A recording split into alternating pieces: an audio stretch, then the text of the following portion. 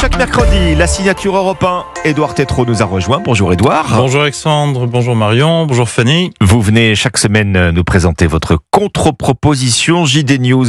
Que vise-t-elle cette semaine ? Eh bien Alexandre, ma contre-proposition cette semaine, elle vise à restaurer quelque chose que François Hollande, encore lui, a détruit il y a 10 ans, à savoir le cumul des mandats. Aujourd'hui, si vous êtes député ou sénateur, eh bien, il vous est strictement interdit d'avoir un mandat local important. Vous ne pouvez pas être maire, ou président de conseil général, ou président de conseil régional. Pourquoi ? Parce que, en tout cas, c'est la théorie. Sinon, vous ne vous occuperiez pas assez bien du local ou du national. Vous deviendriez une personnalité politique avec trop de poids. Vous gagneriez trop d'argent.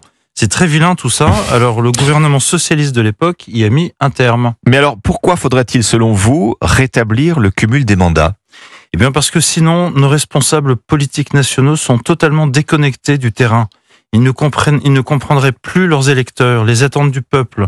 Ils deviennent des apparatchiks. Ils risquent de devenir des apparatchiks de partis parisiens et de produire des projets de loi totalement hors sol, confèrent l'actualité législative. Je pense profondément qu'on aurait évité les gilets jaunes si les politiques nationaux étaient mieux ancrés localement. À l'inverse, les élus locaux n'ont plus de relais à Paris pour remonter les bonnes idées ou les demandes de secours. Donc oui, vive le cumul des mandats. Le cumul des mandats, ça veut dire aussi le cumul des salaires, donc Édouard. Tout à fait, et il faut l'assumer. Aujourd'hui, nos responsables politiques sont sous-payés. Vous vous rendez compte, un maire d'une ville de 10, 20 000 habitants gagne 2 à 3 000 euros par mois. C'est scandaleux au vu de l'étendue des responsabilités. Les députés maires et les sénateurs maires gagneront entre 10 000 et 15 000 euros par mois, selon la taille de la ville. C'est beaucoup peut-être, je ne sais pas, c'est le prix de la responsabilité. En revanche, il va falloir tailler dans le vif du millefeuille administratif, supprimer des dizaines de milliers de fonctions d'élus. On a 500 000 élus en France, c'est 2 fois trop.